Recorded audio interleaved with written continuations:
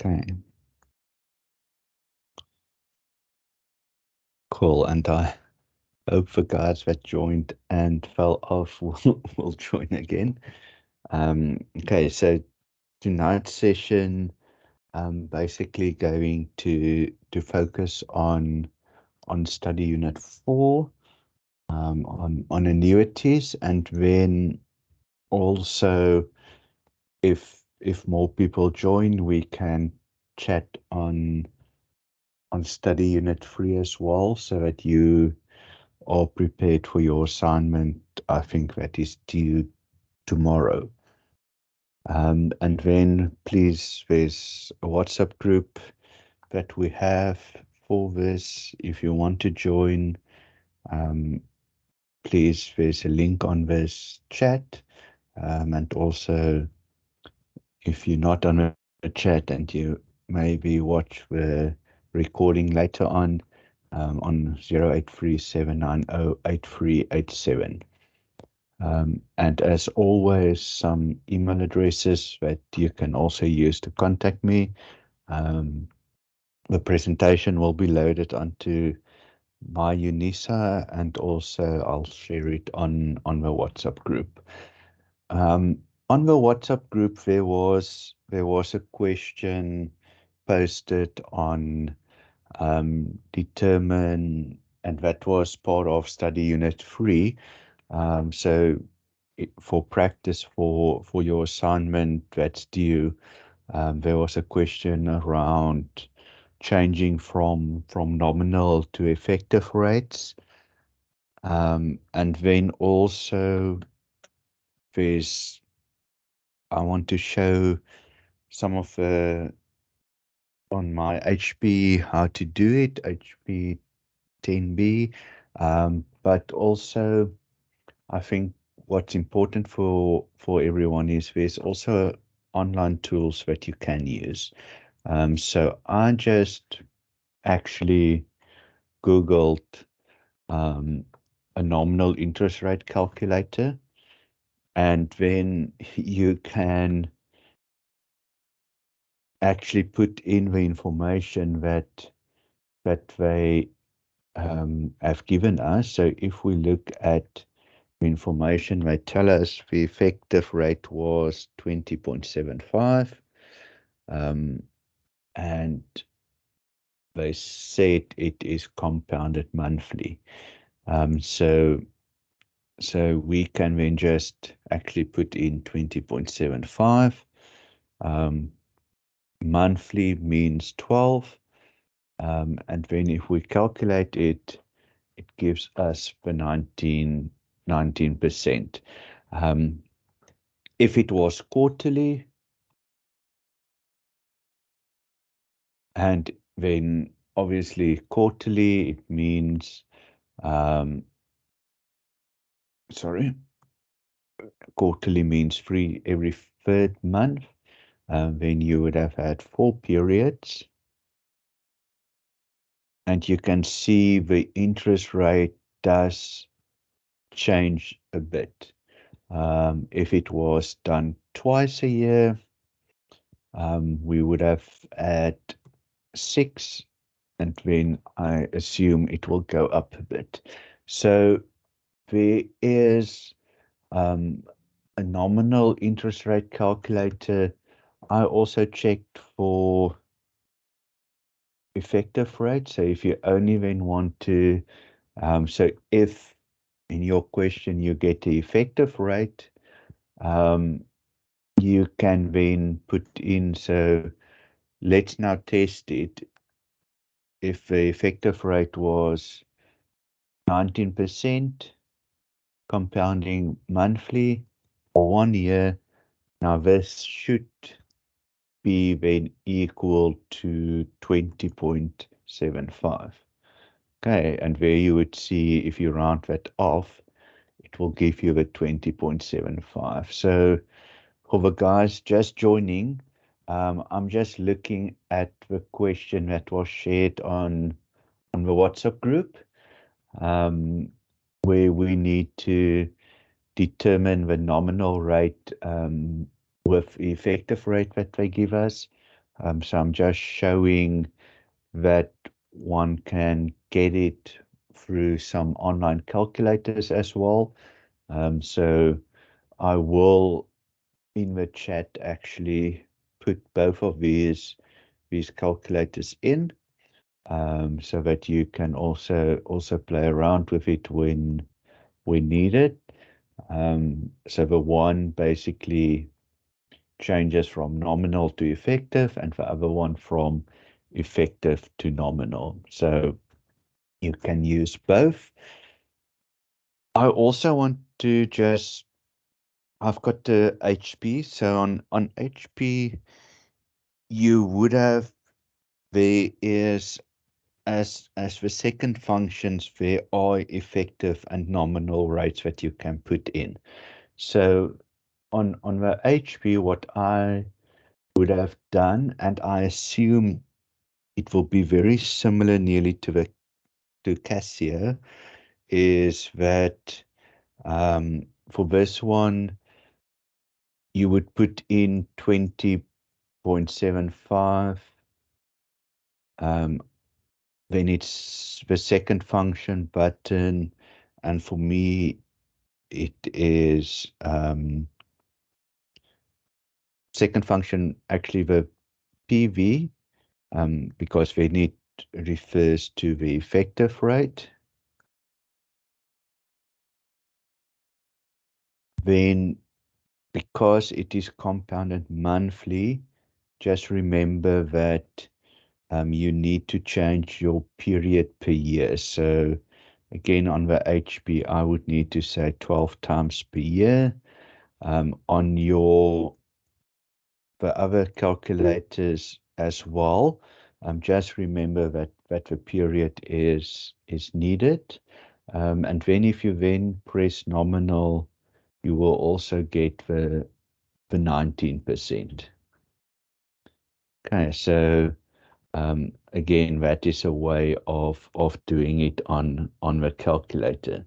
But again, please, there is online calculators as well that you can use. And for you guys, what's also important, I think, is test.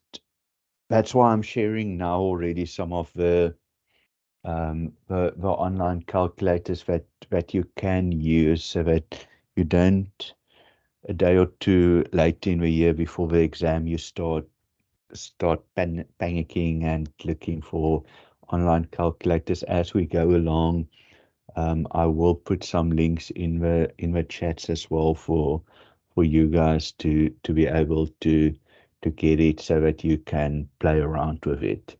Okay, so this was still part of last week's study unit. So again, if there is questions like this, that as you practice and you get questions that you're not 100% sure how to calculate, please put it on the WhatsApp chat, and as usual, I will then put it into the presentation of the following session, and we can work through it. Again, for the guys joining, the recordings will be made available after the session. I will also share the presentation again with you. And please, if you want to join the WhatsApp group, you can please WhatsApp me on the link, so you can join the WhatsApp group on the link. Thanks, Ndima. And then if you can't get access to the link, you can always send me a WhatsApp on 0837908387, and I will add you to the group. Okay, so let's start then with the rest of tonight's session, where we will look at annuities. And what we're basically gonna focus on is, for your assignment, that due tomorrow, you only need to go up, I think, up until 4.2, but we'll cover the whole of annuities, just so that you can also see the differences between the different ways of doing the annuities and the different types of annuities that they will ask. Because in any case, in your next assignment, you will need to cover all the annuities in any case. Okay, so we will go through a few basic concepts.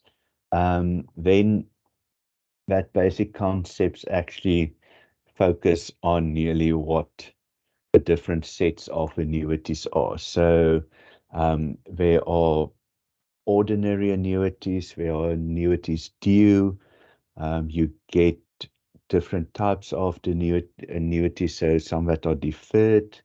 I always struggle with the perpetuities, but that's basically an annuity that continues.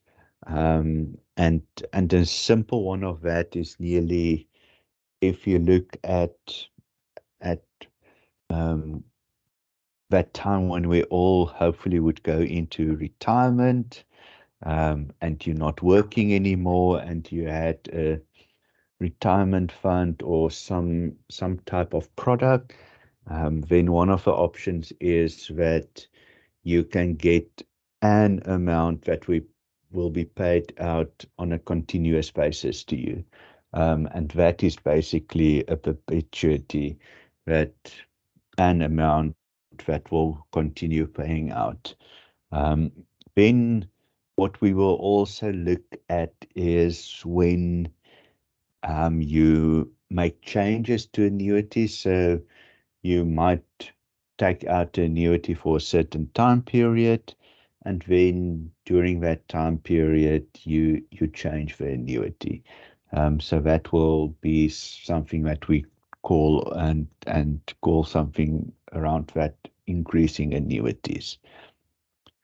What also is important, but I'll show you when we get there, on annuities due and ordinary annuities, sometimes there's a difference when payments happen, and then there's the usage of your calculator that will be different. So when it is, and again, think of it, if you guys are working, and you will look at your salary slip, if you're at a company that as a pension fund, you will basically at the end of a month, something will go off for a pension fund. If you have a RA at any of the insurance companies, normally your RA will go off at the end of a month. So that is the normal way we do it on your calculator. That is the normal way that we will look at it as well. But it might be that you take out the annuity that starts off on the first of the month, and you pay the first installment at the first of the month. Then we will use a different method to calculate that. And on your calculator, you will also need to change your calculator to think about that problem differently. So on the calculator, we will then look at something like a begin function and things like that. So definitely, when we get to some of those examples, I'll show you how to do that. And what is nice also is that, again, if I'm not talking about the HP, but Casio, some of the others, the the calculators cost a lot of money. So I will also show you in Excel ways to work it out. So we will see in Excel there is very nice function. So if I look at, so let's look at, let me quickly just do that, and hopefully it is. So if you need to work out a future value, there is a nice function for that. If you need to work out the present value, there's a function for that. If I give you the future value and the present value, and you need to work out the payment or monthly payment, there is also a function for that. So we will get to that where I will show you the processes, how to work out on Excel, because again, I like Excel, and I think it's always a nice tool to have, and especially if you are having a laptop that you guys will write on, it's always easy to have Excel then close by, and especially for costing purposes, calculators are very expensive, especially the financial calculators. Okay, so what we will look at, again, basically what we've talked about. We will also look at the payment intervals. So like with the one that I showed with the nominal to effective and effective to nominal, what you guys will also see, and I think you already saw it in chapter 2 and 3, is the calculations are not, or a lot of them are just not a yearly calculated or calculation that you need to work out. They will talk to you about monthly rates. They will talk about quarterly rates. So that's two of the things that definitely does come into play a lot in chapter 4 as well. Okay, so let's look, if we go into study unit 4.1, we talk about some of the basic concepts. So when they don't give you, and how to say that, not if they don't specify certain information, then we just assume it is an ordinary annuity.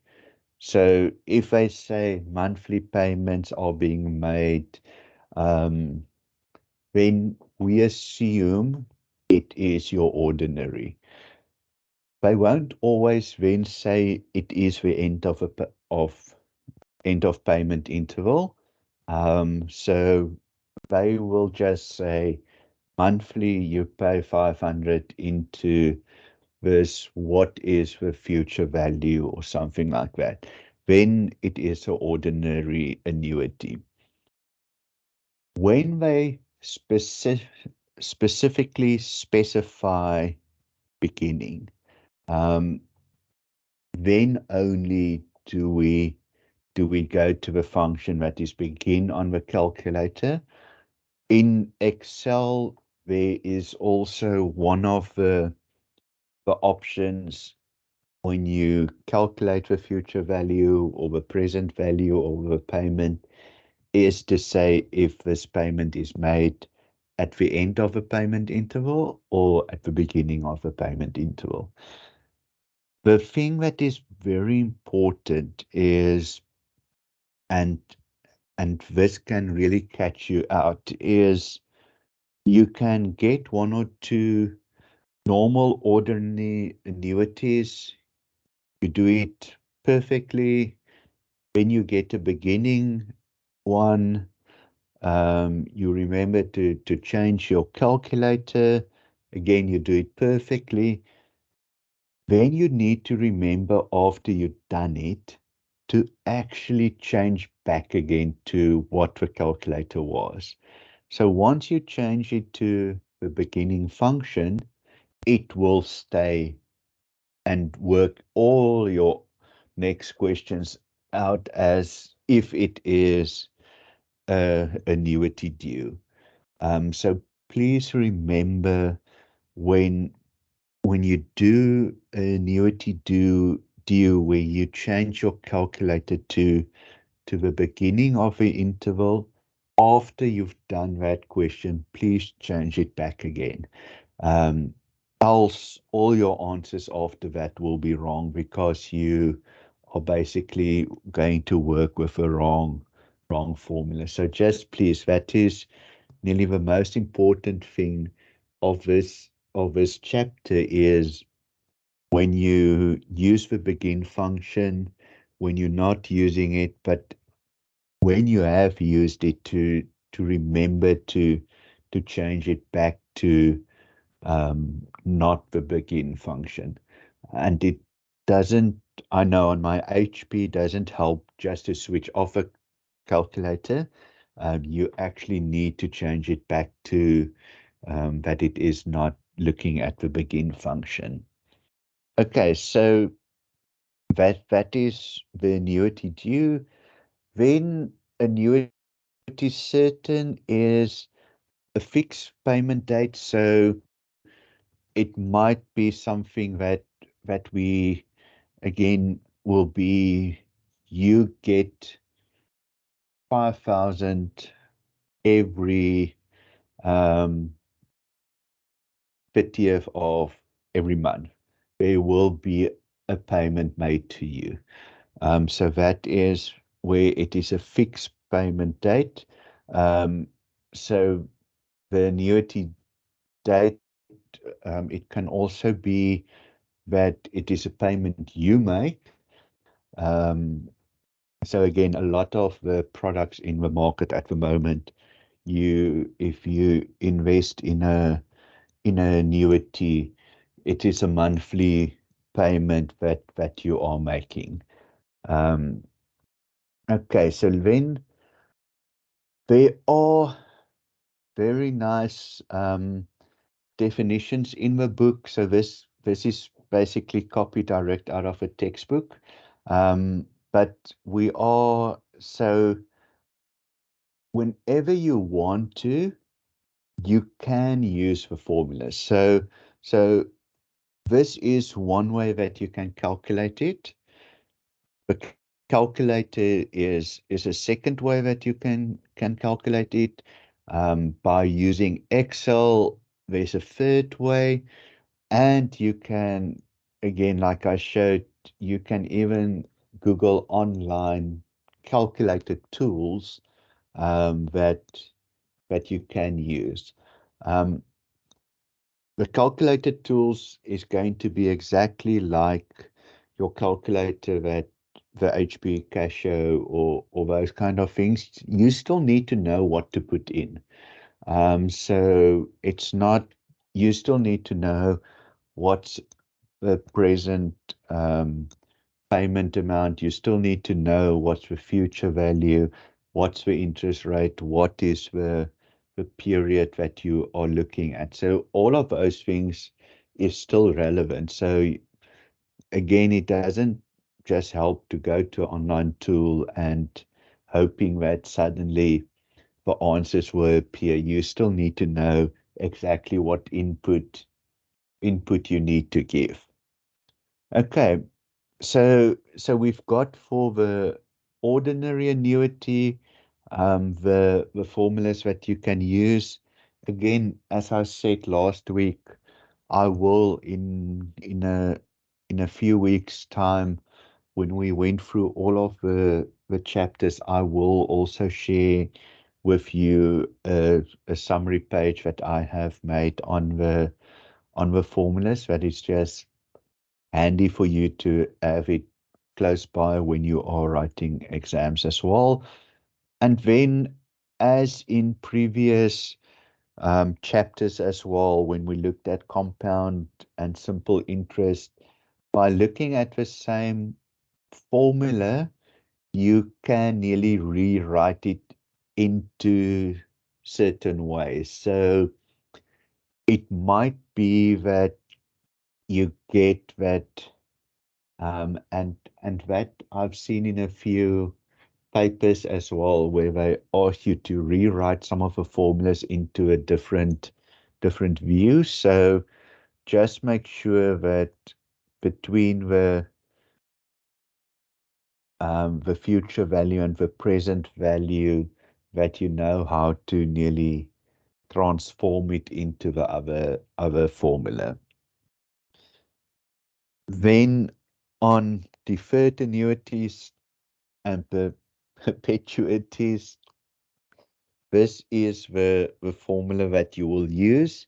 It seems quite simple. So you will get a present value, you will get a future value, and you will get the interest rate.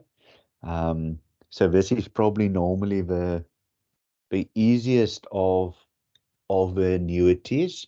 And sometimes I think because it looks so easy, we sometimes try to complicate it.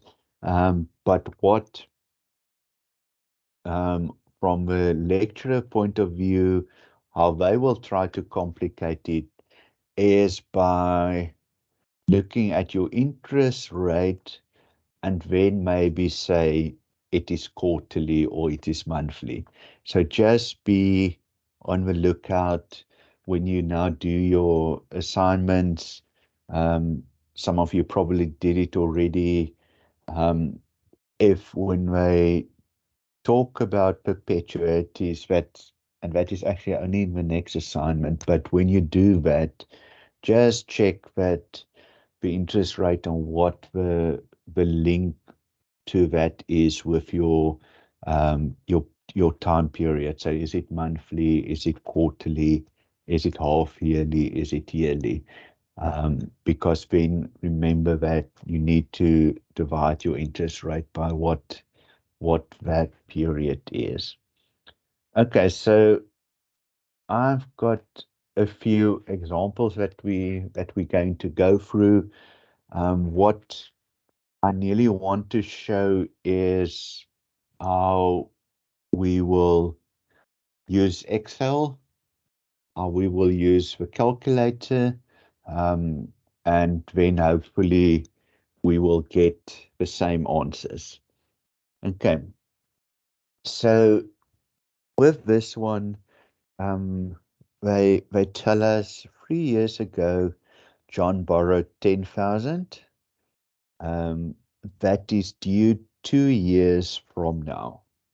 Okay, so just by looking at that first one, it's nearly, we are here at the moment. 3 years ago,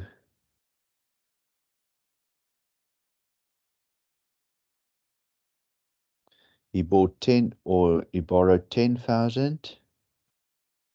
That is due in 2 years' time. Okay, so that's nearly the summary of that first sentence. Then he must also pay her 5,000 Rand 4 years from now. Okay, so still we're sitting here at this point.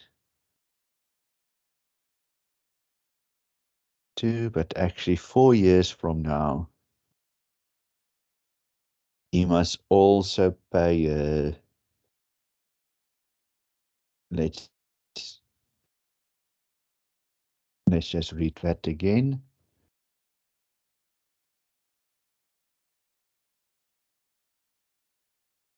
He must also pay her 5,000 Rand 4 years from now. Okay, so here you must pay her 4 years from now. So we don't know what that value is actually. We must work it back. John decides to settle his obligations 2 years from now. The amount that John will pay Judy 2 years from now, if the applicable interest rate is 9.5% per year, compounded quarterly, equals. Okay, so basically this one is right we can work that out against the interest rate of 9.5% per year compounded quarterly. So that's perfect.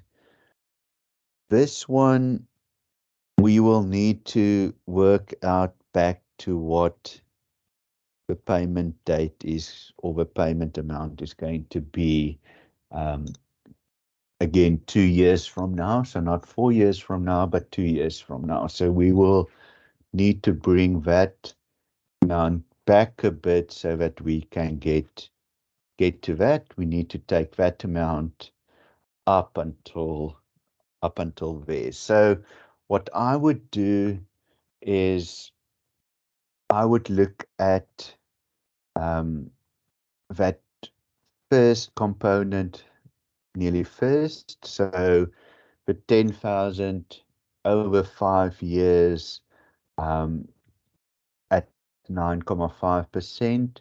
What we must also just remember is the quarterly. So let me just put in some values in Excel, then I will just move it back again.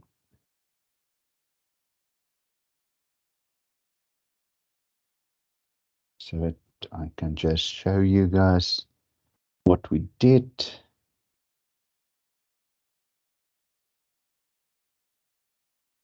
So what I will also do is I will share this on the WhatsApp group. So again, to the guys joining, there's, if you're not yet on the WhatsApp group, please, there's in the chat, there's a link to the WhatsApp group, and there's also my number 0837908387 to join the WhatsApp group. Okay, so let's just make this a bit bigger for you guys. So for the first one, I've got a present value of 10,000. I'm going to check now, are we going to work out in, and my interest rate is 9.5. For that first 10,000, I want to work out a future value. So in Excel, there is the function of future value. So let's see what we need to add to that. So what is the interest rate? So the interest rate is the 9.5%. So when I share this, the formulas will be already there. So you can just, the next time that you want to use it, you can just change the information. So let's see, what do they want in numbers? Returns the value of an investment based on periodic constant payments and a constant interest rate. So the rate is that N per is the total number of payment periods in the investment. Okay, so let's quickly, I'm gonna add that in there. I'll change it now. Payments per month. We don't have any payments per month, so that is going to be 0. We've got a present value, and here they say, is a value representing the time period? Is it the beginning of a period or is it the end? So that is where we can change it to the beginning or the end. So let's quickly check. They don't talk about anything of beginning. So if I don't talk of beginning, we assume it is the end. Okay, so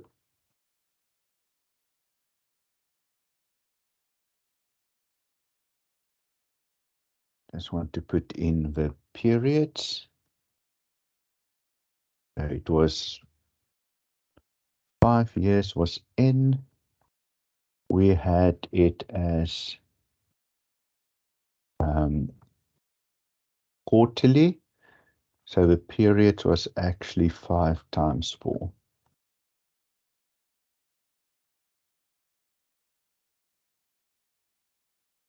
so let's just check if all of that is right. And then what we also need to change is the interest that is done on a quarterly basis. Okay, so when you guys now want to use this again, and they say that it is 15,000, you can just change that to 15,000 and the future value will automatically change for you. Okay, so let's move it back to the 10,000. So for that first one that we looked at, we are sitting with 15,991 and 10 cents. So for that first 10,000, we're actually sitting with a 15,991 and 10 cents. Okay, so that was that first period that we worked out. So if you in the assignment or the exam only wanted and actually only did that, there would have been an answer for you, which is also a bit scary. But so that was only the first part, so that can't be right. Okay, then we still need to work with that 5,000. What we need to do is bring it back. So we need to bring that back by 2 years. So if you look at this as well, you know, also when I share it with you guys, you will see that they bring it back by 2 years. What, again, just something to look out for is in this one, they could have said that that second part is maybe compounded monthly, so it does not need to be the same way. In this example, it is, so both are looking at quarterly, but again, it might be different. Okay, but here we've got a future value because that is what the person needed to pay after 4 years. So that is a future value. We need to bring that future value back to a present value. Okay, so what we nearly need to do is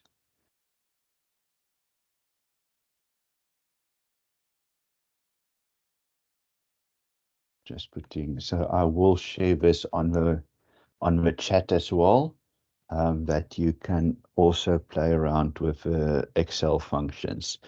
Okay, so we need to, the future value will be 5,000.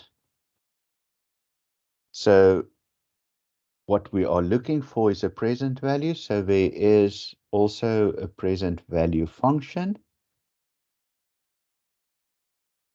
which again looks exactly at the same thing. So it looks at your rate, it looks at your time or number of periods, it looks at if you have made a payment in between or not, and then it looks at your future value, and if it is the beginning of a period or the end of a period. Okay, so the thing that we now just need to change in this one is it was 2 years and not 4 years. So if you look, you want to make payment, everything needs to be paid 2 years from now. So if we want to make payment 2 years from now, we need to take that 5,000 back by 2 years. If it's 2 years and it is quarterly, it's basically 2 times 4. So we can see in that period as well, it calculated it as 8. So then your future value will be 4,143. Okay, so what was it? Let's quickly, 4,143, we can 4,143.99. And then what we can even include in Excel is if we want the total value, it is just the two added to one another. And then we will get the total of 2135.09, 2135.09. Okay, so that is by using Excel.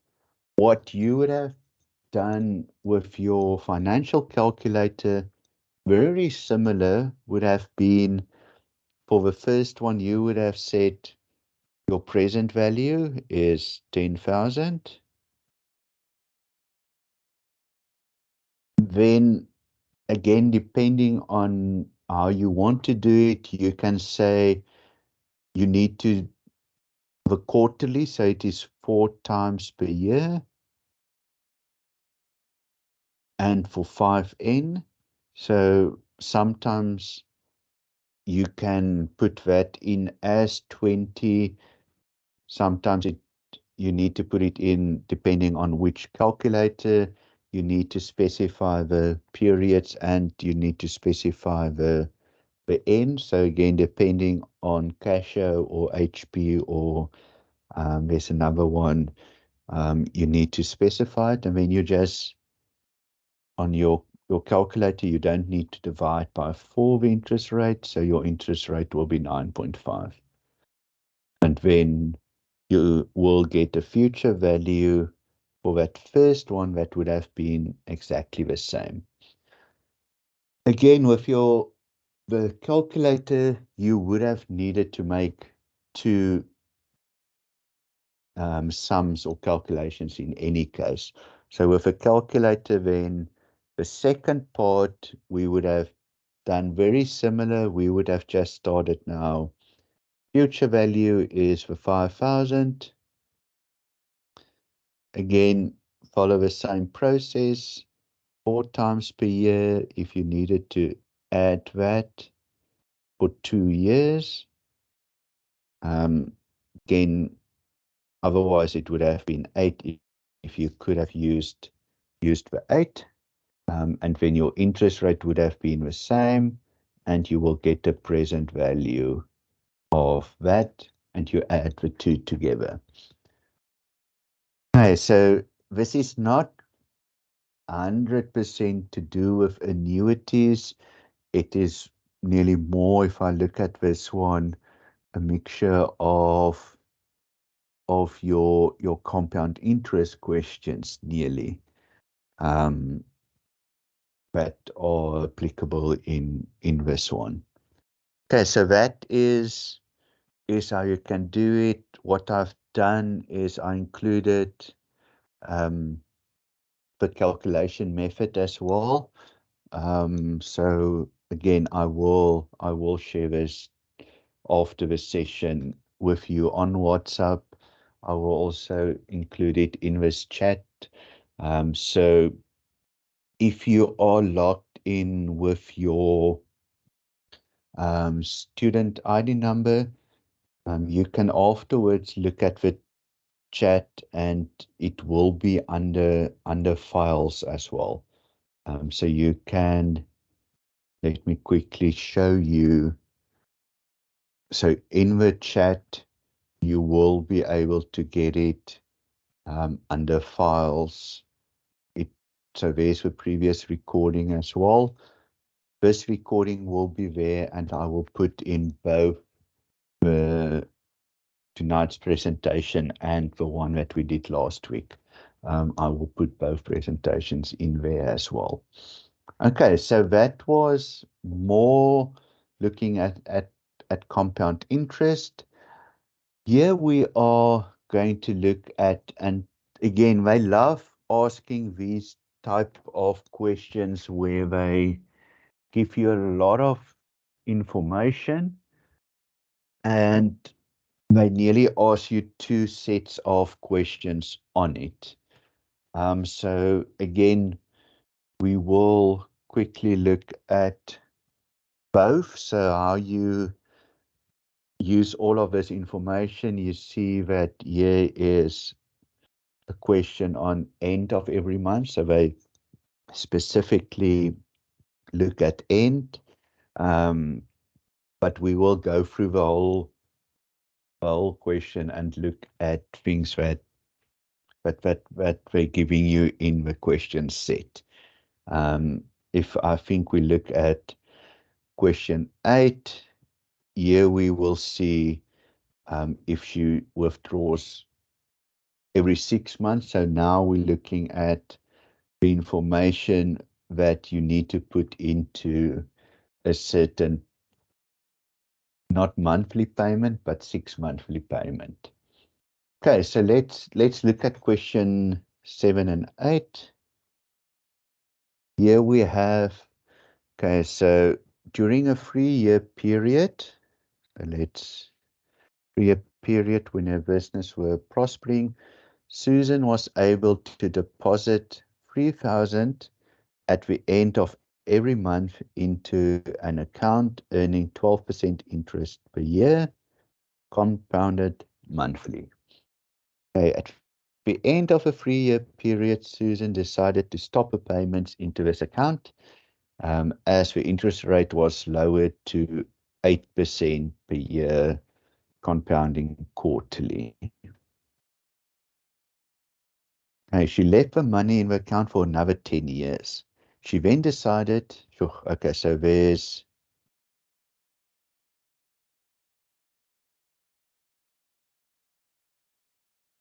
was a 3-year period. Then it was lowered. She left her account for another 10 years. So then there was, so that was 3 years, another 10 years. She then decided to exhaust this account by withdrawing equal amounts every 6 months for 5 years. So then whatever that amount is that she got after the 13 years, she wanted that to be paid out to her over the next 5 years, so that at the end of the period, there will be nothing left. Okay, the interest rate was still 8% per year, but was now compounded semi-annually. Okay, so the total amount of a savings at the end of a 10-year period. Okay, so I assume it was, and let's just make sure that you do the 3 years and then the 10 years. Okay, so we need to work out the 3-year period, get the amount, and use that amount then for the next 10 years and get the final amount there as a future value. So this is a lot of calculation. So let's first do the first part, then the second part, and then hopefully it all comes together that we get one of these options. So during the 3-year period when her business was prospering, Susan was able to deposit 3,000 Rand at the end of every month into account, earning 12% per year. Okay, so she started off with no present value. Then she made 3,000 Rand payments per month. Okay. Compounded monthly. So 12 times per year for 3 years. So again, depending on what calculator you might be able to use the 36 because of the 12 times 3, and then 12% interest. Okay, so that is the first calculation. That will be that point. Okay, so let's go to Excel. Example, so I'm going to work out let's just say my present value was 0. My PMT, it was 3,000 Rand a month. Let's just, sorry, I just want to, let's just make it bigger. Okay. We've got that it was your N was 3, your period per year was 12, so your total periods was those two times together. So it was 56. What else? We need interest rate.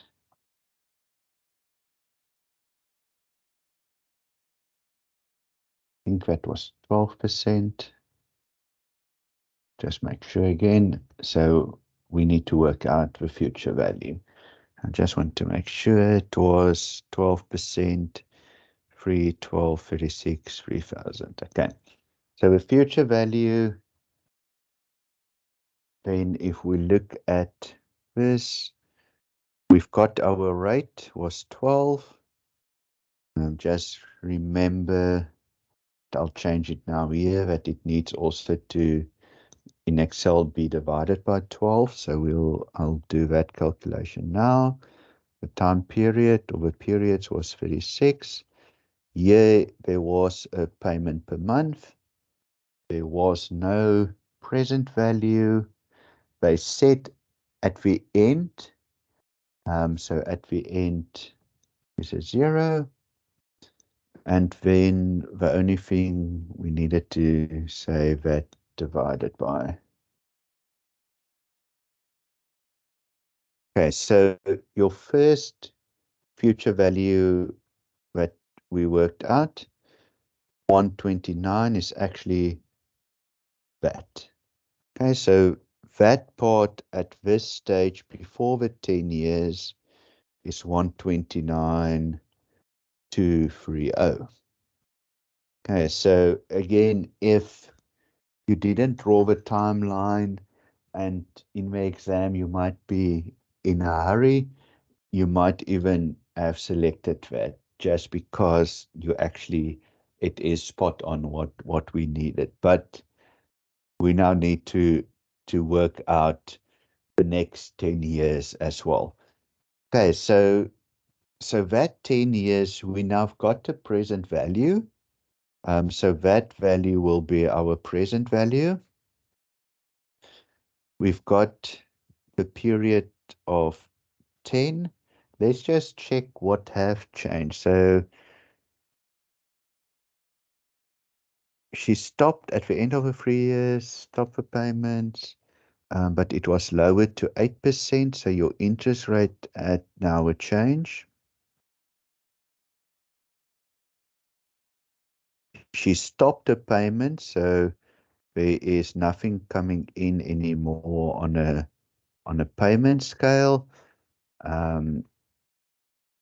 And the 8% per year is now compounded quarterly. So now suddenly it changed to 4 times per year and not 12 times per year anymore.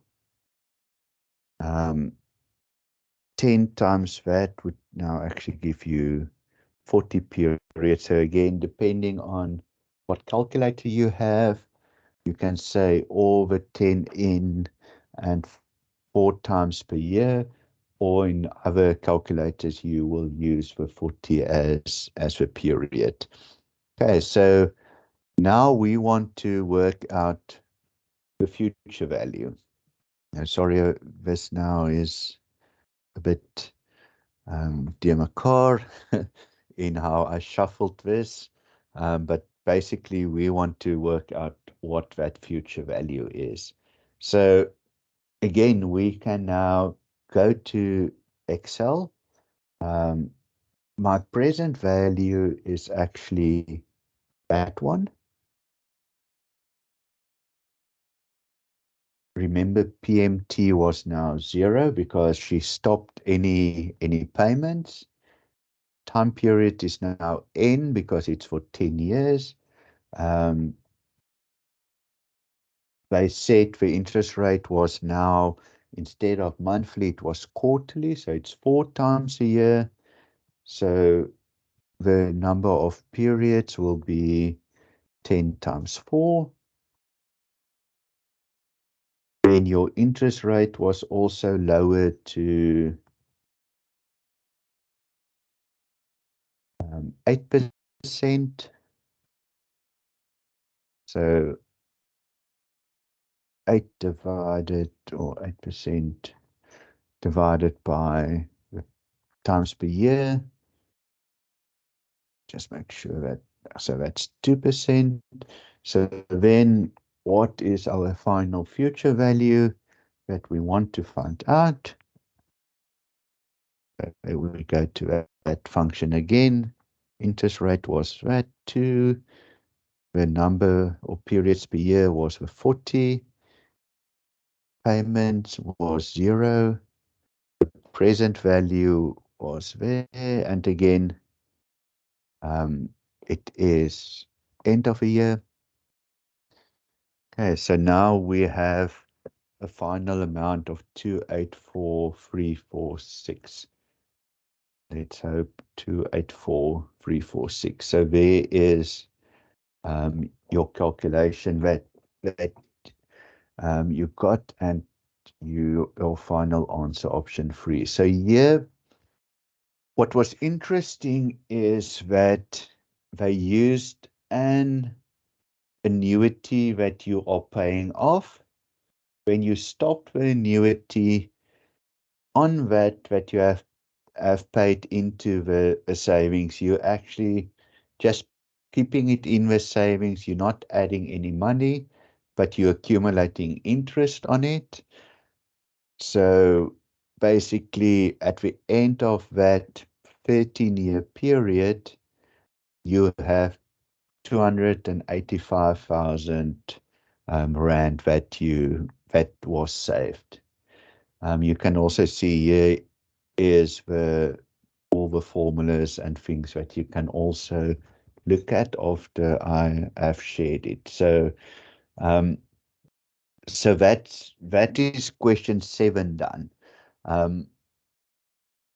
The problem with something like this in both your assignments and in the exam is, if you now had question 7 wrong, you will get question 8 wrong as well. So unfortunately, because it's marked by the computer, it just goes for the correct answers. It doesn't work with the error that you've made. That's why there's only like 1 or 2 of these in the exams or in assignments, because the risk of getting, if you get one wrong, you nearly get both wrong, which is again not great for you guys in the exams. Okay, so we've done this. We've got to that answer that we have. Now they ask us the second set of questions. So now they say, so what, and it is for that from there on. She then decided to exhaust this account by withdrawing equal amounts every 6 months for 5 years. The interest was still 8% per year, but now compounded semi-annually. So we want to now know basically what is every 6 months, what is that payment that she will receive. So that is basically what we want to know now. So we've got the present value, because that is the one that we calculated here. They tell us she wants to exhaust this account. So we know that the future value will be zero because nothing must be left. They tell us the interest rate, at least the interest rate is so that 8% is there. It's for 5 years, and semi-annually is how many times per year is that? That is twice a year. Sometimes one needs to Google some of these these words. They could have just said twice a year, or biannually. So semi-annually means exactly the same every or twice a year, and at least that and the payment dates are equal. So this is basically the new information that you will put into your calculator. You would say present value is that minus 285, and the rest of it, your future value will be zero, your interest rate, and your period here. So let's put it in. Again, we will look at the present value, which is that what we got at the end of it, the 13 years. The PMT is actually what we're going to calculate. The N was for 5 years. We said the period was twice a year, or sorry, the payments per year was twice a year. So the period is for 5 years times that. The interest rate was again 8%, and your future value will be zero because she is exhausting all her money. She does not want anything to be left over. So now again, there's a PMT function in Excel. And once again, you will see, unfortunately, I can't make it bigger, but again, you will see the exact same things. So it doesn't matter if we work out future or present value. Every time we will nearly get the same pop-up.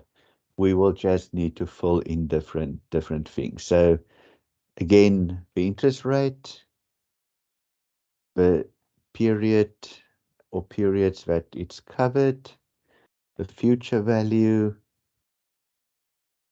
the present value, the future value, and they said every time it was at the end.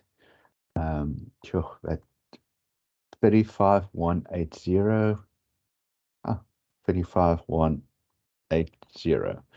And hopefully that was the final answer as well. So again, by just merely plotting what you need to do, very well, I'm now familiar with Excel, so for me this is a nice way of getting to your answers, but your financial calculator will do exactly the same. Okay, so let's just stop here for a minute and just get feedback. Is this making sense? Is it helping? Is it, was there any of these types of questions maybe already, if you have looked at the assignment that's due tomorrow, or not tomorrow, yeah, tomorrow evening, have you seen a question like this already in it? Yeah, just some feedback.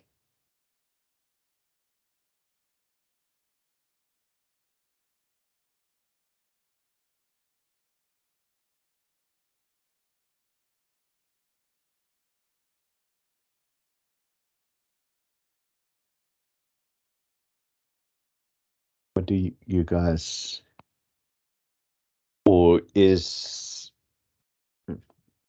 this going to help you to complete the assignment?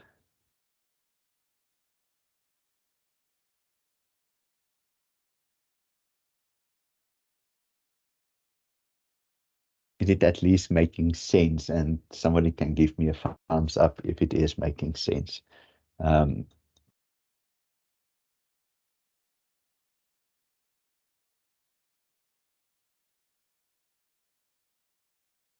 and will you use Excel or will you rather use your financial calculator? And that you can just type in the chat as well.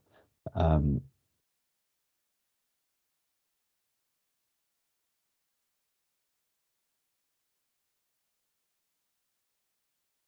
so yeah, I like Excel, but again, it is, if you haven't used it before, um, we I'll share the sheets and everything like that so that you can practice with it, um, so that at least for exam, again, this will be, I will make sure that you guys get all the Excel, um, all my formulas that I have and all those things I will definitely share with you. The same when we get later on to the last study unit where you need to do some stats and correlations and things like that. Again, we will use Excel there also for you so that you can just again see how to work out certain things in Excel. Always the calculator is there as well, but I'll share some of the things in Excel. Okay, let's go to the next question. Um, so, and what I want us to do with this question is just to look at it um, from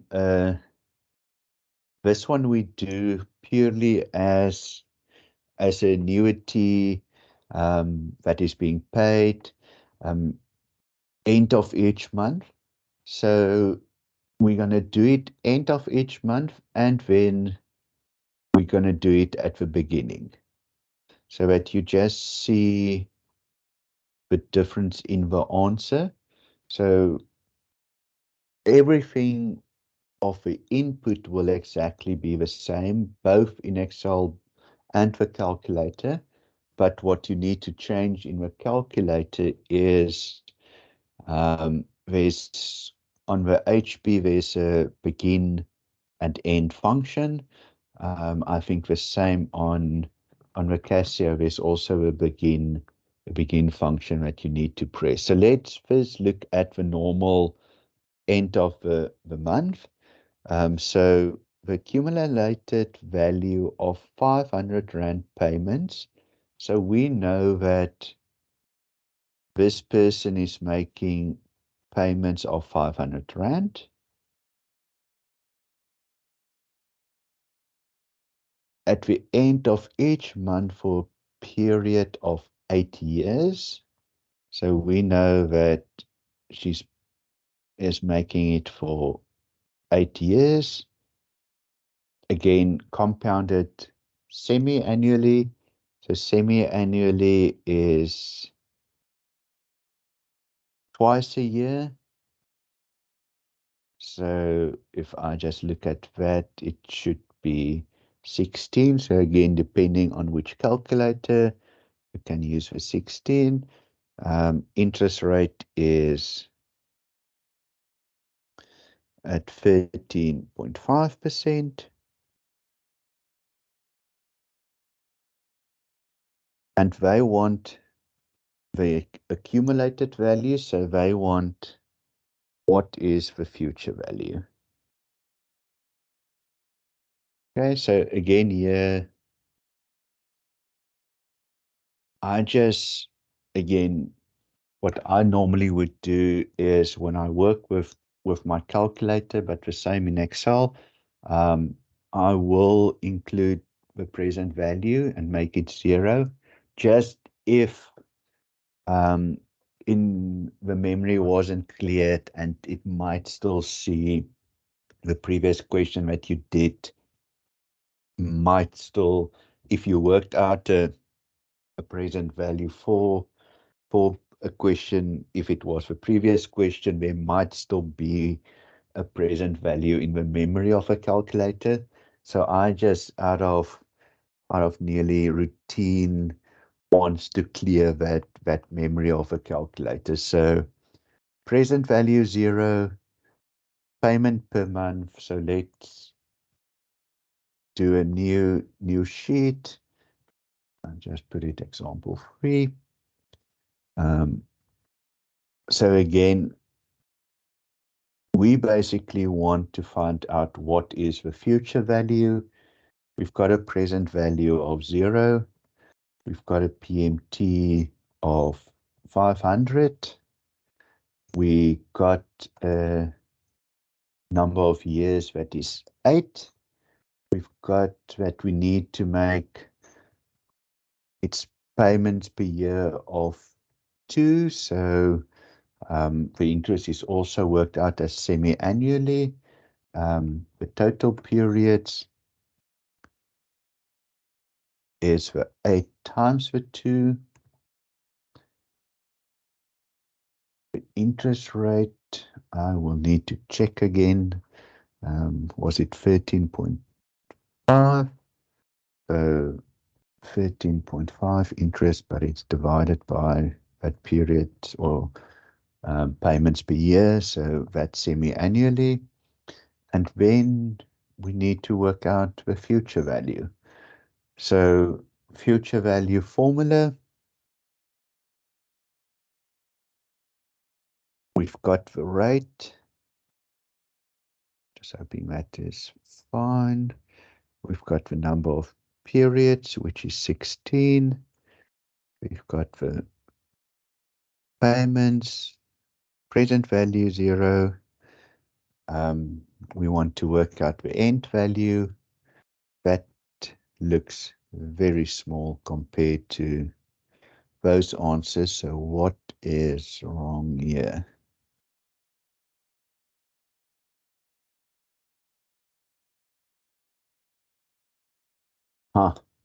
Okay. So this is a mistake on my side. So the payments was made monthly. So the payments was made monthly, but the interest was calculated as twice a year. Yep.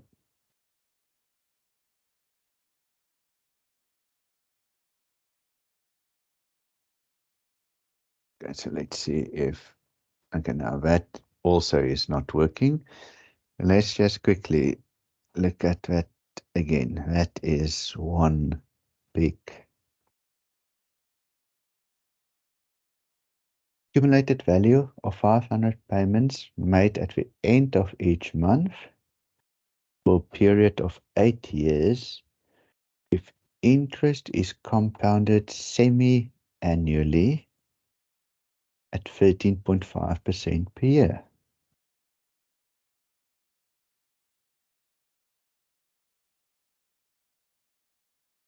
That is 12. Because it is, okay, you guys need to think with me on this one.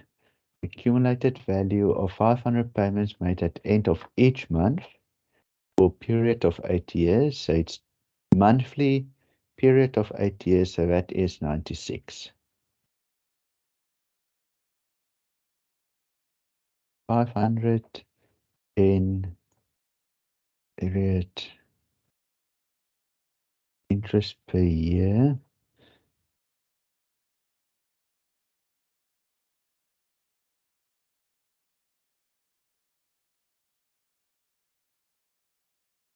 Yeah, that is quite interesting. So let us look at So that is, so what does,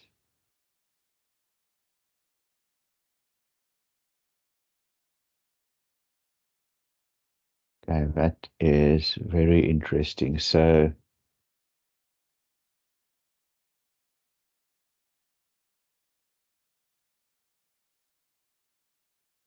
they have calculated the interest also as monthly.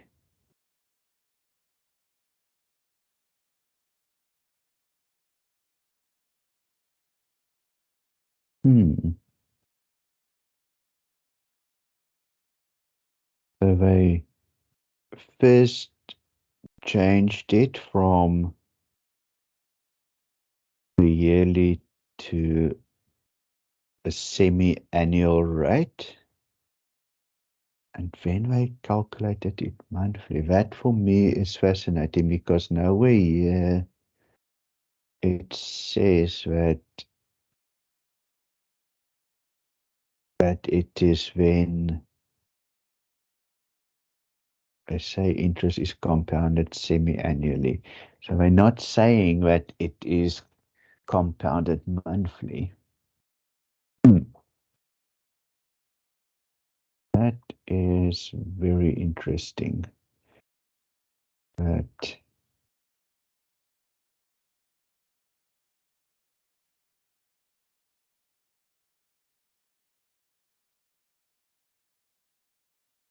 and then we needed to change that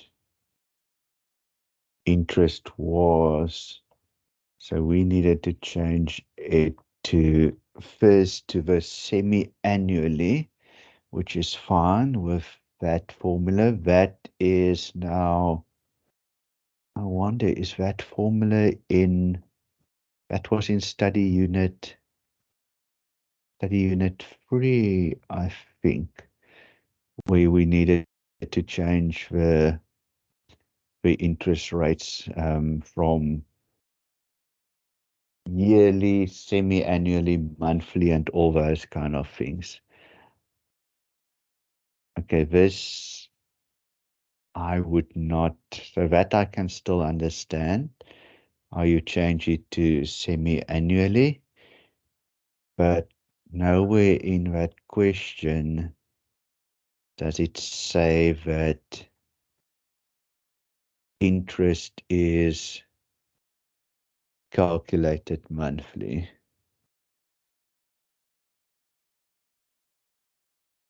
Hmm. That is that is actually, yeah, I would not have done that. So I would have changed that, but then I would have used that interest rate and not again change it to monthly, because nowhere did they tell us it needs to be monthly. Sure. Okay, let me also let's check this one out. Um, I want to check it out, that calculation of a monthly, just that we get that right, so that when we get to the exam, this does not come as a surprise. Because, you know, again, to me, they say to you that it is compounded semi-annually, so I would not have changed it to that monthly at all. Okay, let me just investigate this one a bit. Um, but now, using this information, just check the difference also if we say the beginning. So this was end of a month or end of a period. So end of a month, the payment was made. So if it was the beginning of a month, So on your calculator, you would just say begin, will be the function that you need to change. In Excel, the only thing that you change is in the formula, it asks you here, what is the type? So the type is a value representing the timing of payment. Payment at the beginning of a period, we use a 1. Payment at the end of a period, we use a 0. So now you will see that if, and there won't be an option like that because it wasn't asked, but if then it was the beginning of the month, um, your value will always be bigger. And the reason why that is you actually are getting a month extra interest on that first payment, and you would nearly get. So if we use a quick timeline, think about it as here your first payment would have been made there, your 500 Rand. For your beginning of the month, it was made there. So you getting interest when it's beginning of a month on that first payment actually. And now because it's compound interest, you're getting it that small amount. It seems like small, 500 Rand.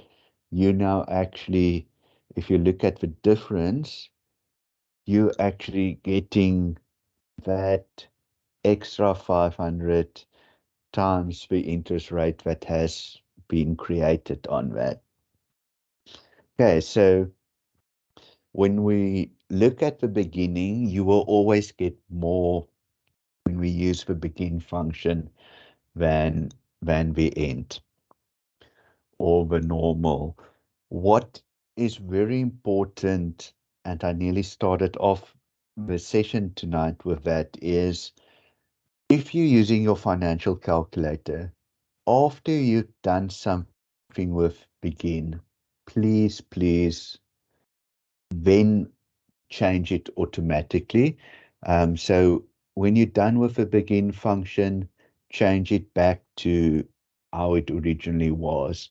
It doesn't help to clear your memory or to switch off. You need to switch it back to the normal function, else all the questions after a question on begin, you will calculate incorrectly if you're using your financial calculator. So please just nearly reset it and take away the begin function. Okay, so that was it for tonight nearly. So we looked at annuities.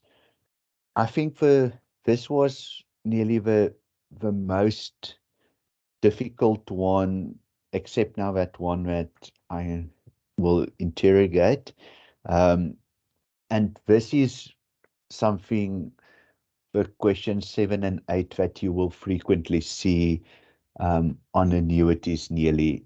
Again, when we get to study unit 6 and 7 with flows and stuff like that, we'll also see some of these questions that are nearly repeated. So they give you a set of information and you need to work out 2 or 3 questions around it.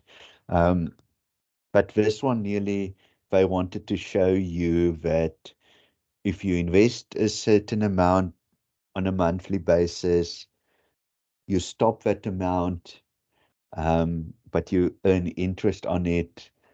So you've done an annuity, you then did a compound interest question, and then you do an annuity again that is being paid out. So that is nearly if you nearly summarize study unit 4 into one question nearly question 7 and 8 will do that for you. So that's why they like to ask a question like this in the exam, because then they can ask you questions 7 and 8, because that covers that part. And then they can ask you a begin question that will cover the beginning payment system. And then they will ask you, and we started off with that nearly the perpetuity. So and I will look for a question on that for next time, where in the perpetuity they only look at a few things that you need. So the final amount basically, or your future value, your present value. Oh, let's just get a color that works better on this. And your interest. And again, this interest they can now most likely do semi-annually or things like that with it. But that will be then nearly your fourth type of question that they can ask about study unit 4 in the exam. Okay, so that is it for tonight. So hopefully that will assist you guys when you need to now finish the assignment. That there's at least some tips and pointers and some ways to do it. And I will now share all of this onto the WhatsApp group as well. So if you are not on the WhatsApp group yet, there is a link of a chat, of a WhatsApp chat to go onto, or you can just send me a WhatsApp to 0837908387. And then that is it for tonight, everyone. Good luck with your assignment that's due tomorrow. And hopefully the session helped a bit. So yeah, so good luck for the assignment. And then if you guys can just later on the chat tell me when your next assignment is due, but I hope there's at least now some time for that. But we will just we won't have class on Friday, but we will then continue next week Friday, and then we continue with study unit 5 and hopefully 6 as well. Okay, have a good evening and good luck with that assignment that's due. Cheers, everyone.